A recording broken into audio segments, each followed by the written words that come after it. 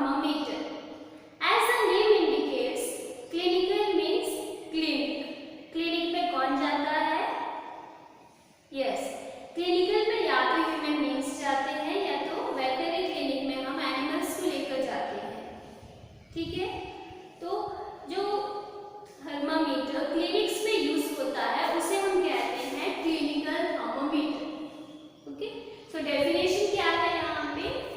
The thermometer used to measure the temperature of a person or animal.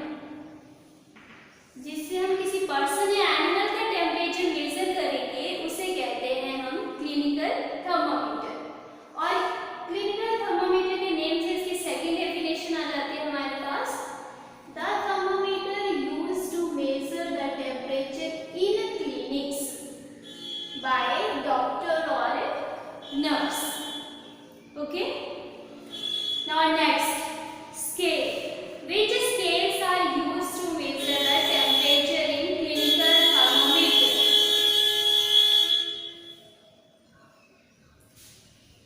Number 1, Celsius scale, and number 2, Fahrenheit scale. Celsius and Fahrenheit, two scales are there. So their range is also different. Range means minimum temperature on the thermometer and maximum temperature on that thermometer. So on Celsius scale, minimum temperature is 35 degrees Celsius and maximum is 42 degrees Celsius. But when we take it in case of Fahrenheit scale, then this 35 degrees Celsius becomes equal to 94 degree Fahrenheit and highest range is 108 degree Fahrenheit. Okay, so दो तरह के होते हैं, या तो हम Fahrenheit में check करें या तो हम सेल्सियस में चेक करें. मोस्टली अगर आपने ये सुना है कि आपका फीवर 100 है, 101 है, 102 है, तो आप उसको फ़ारेनहाइट में ही मेजर करते हो क्योंकि सेल्सियस में तो इतनी वैल्यू वहाँ पे है नहीं.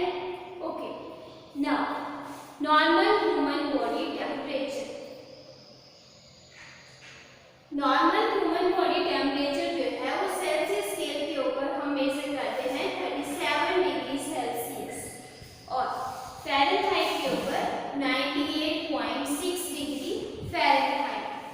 लेकिन इसका ये मीनिंग नहीं है कि अगर इस टेम्परेचर से थोड़ा सा भी एक पॉइंट भी ऊपर नीचे हो गया तो आप इल है.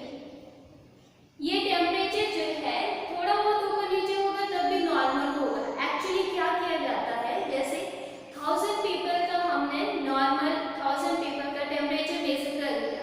अभी उनको कोई भी फीवर नहीं है, कुछ भी डिसीज नहीं है, बिल्कुल हेल्दी फील करें.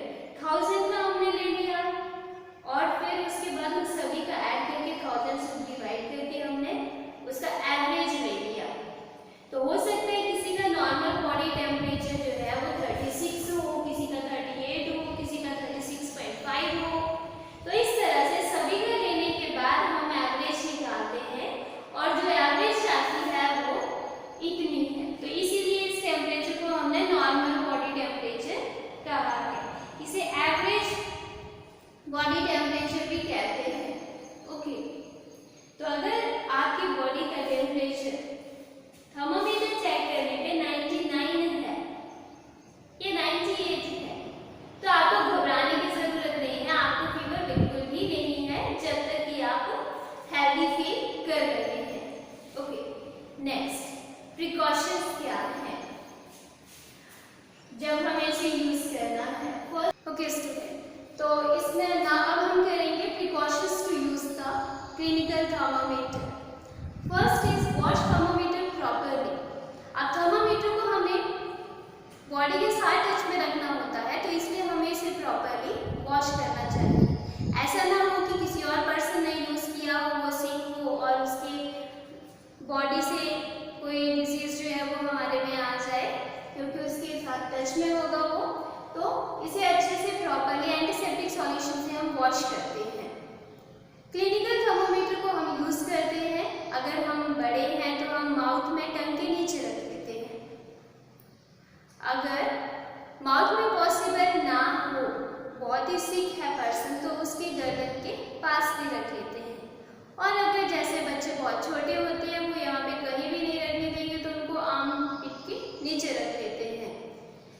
थर्मामीटर को ऐसी जगह पे रखा जाता है जहाँ पर कि ब्लड वेसल्स उसके बहुत ही नियर बाय है, ताकि डायरेक्ट जो ब्लड का टेम्परेचर पूरी बॉडी में है वही थर्मामीटर मेजर कर सके। ओके, तो हम यहाँ पे इसे एंटीसेप्टिक सॉल्यूशन से वॉश कर सकते हैं।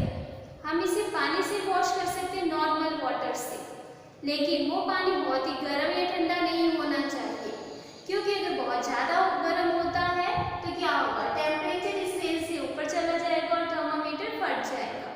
और अगर बहुत ही ठंडा है तो सारा का सारा मर्क्यूरी जो है वो बल्ब में कॉन्ट्रैक्ट हो जाएगा। Okay, next, check mercury level before use. Thermometer को यूज करने से पहले हमें चेक करना है कि कहीं ऐसा तो नहीं किसी और ने थर्मामीटर यूज करके रख दिया, उसको 103 फीवर था और हम भी उठा के उसी को मुंह में लगा रहे हैं। तो हमें पहले थर्मामीटर के लेवल को चेक करना है कि हम इसे बिलो लेकर आए। ठीक है, नॉर्मल 37 है तो हमें उसे नीचे लेके आना है। और अगर ऐसा नहीं है तो हम क्या कर सकते हैं, थर्मामीटर को पकड़कर उसको हाथ से हल्का झटका दे सकते हैं, लेकिन ध्यान से वो नीचे नहीं गिरना चाहिए, किसी और चीज़ से नहीं टकराना चाहिए, ताकि उसका मर्क्यूरी जो है वो टूट के बाहर आ जाए। तो बहुत ही हल्के से झटका देंगे जिससे कि मर्क्यूरी नीचे आ जाए। नेक्स्ट है कि जब हमें इस थर्मामीटर को रीड करना है, लैबोरेटरी थर्मामीटर में तो हमने क्या किया था, उसे एपरेटस के अंदर ही हैंग करके रखा था और हम उसके पास गए थे रीड करने के लिए। लेकिन क्लिनिकल थर्मामीटर को हम क्या कर सकते हैं, अगर मैं मान लिया मेरे मुंह में थर्मामीटर है तो मैं अपने आप तो उसको रीड नहीं कर सकती, या तो किसी और को रीड करना पड़ेगा और उसको भी घूम के ऊपर से नीचे से रीड करना पड़ेगा, तो ये पॉसिबल नहीं है। तो इसलिए उसको स्पेशल बनाने के लिए यहाँ पे एक टर्म दिया जाता है कैपिलरी में, जिसे कहते हैं किंक। इस किंक की वजह से क्या होता है कि इसके नीचे मर्क्यूरी नहीं आएगा जब तक कि हम थर्मामीटर को झटका नहीं देंगे। ठीक है, इसीलिए हमने झटका दिया था उसके नीचे लाने के लिए। तो ये किंक बहुत ही इम्पोर्टेंट है। तो ये किंक है, इसे लिखा जाता है, इसकी डेफिनेशन है the constriction in the capillary of clinical thermometer. Okay, या फिर the bending in the capillary of clinical thermometer. तो हमें क्या करना है, इसकी वजह से हमारा जितना फीवर है वहीं पर मर्क्यूरी रुक जाएगा। फिर हम थर्मामीटर को मुंह से निकालते हैं, सामने रख के रीड करते हैं और फिर उसको झटका देकर नीचे उतार देते हैं।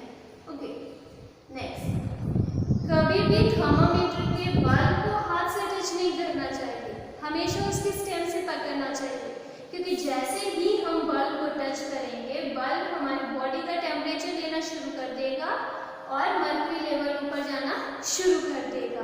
तो ऐसा ना हो कि हमने चेक करने के लिए इसको पकड़ा, हमारी बॉडी का टेम्परेचर इसमें आ गया और फिर हम किसी हेल्दी पर्सन को लगा रहे हैं जिसको फीवर था ही नहीं, तो उसको तो वो हाई शो करेगा, क्योंकि हमने जर्क भी नहीं दिया, हमने ऑलरेडी बल्ब को पकड़ के मर्क्यूरी को आगे कर दिया है।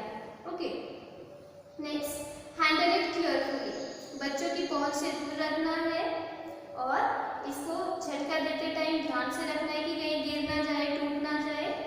अगर कहीं मर्क्यूरी गिर के टूट जाता है, मीन्स गिर जाता है और स्प्रेड हो जाता है, तो इसको हम क्या कर सकते हैं, इसमें जो आटा होता है, गूंदा हुआ आटा होता है, हम उसकी छोटी सी बॉल बनाएंगे और उससे हम उस मर्क्यूरी को ऐसे ऐसे टच करके सारा उठा लेंगे और उसके बाद उसको किसी पैकेट में बंद करके नियर बाय जो फार्मेसी होगी या फिर केमिस्ट की शॉप होगी, हम जाकर उनको वो दे सकते हैं, क्योंकि वो ऐसे गार्बेज का प्रॉपर डिस्पोजल करते हैं, जिससे कि वो एनवायरनमेंट में फैल कर किसी को हार्म ना करें। ओके, उसके बाद है लास्ट कि जब हम थर्मामीटर को मुंह में रख के चेक करते हैं तो कभी भी हमें बोलना नहीं चाहिए, हंसना नहीं चाहिए, खाना पीना नहीं चाहिए और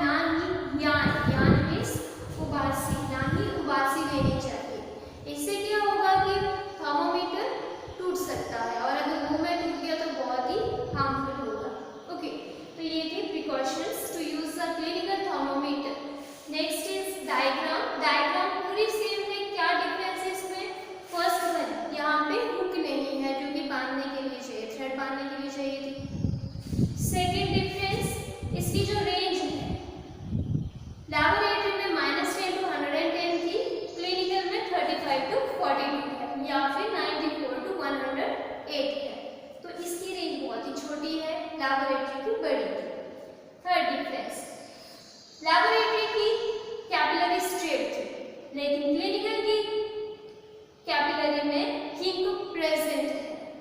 ओके, और आजकल तो डिजिटल थर्मामीटर भी चले हैं जिसमें डिजिट्स में नंबर में टेम्परेचर लिखा हुआ आता है, तो वो भी हम यूज कर सकते हैं। ओके, तो आपने आज के टॉपिक को ध्यान से पढ़ना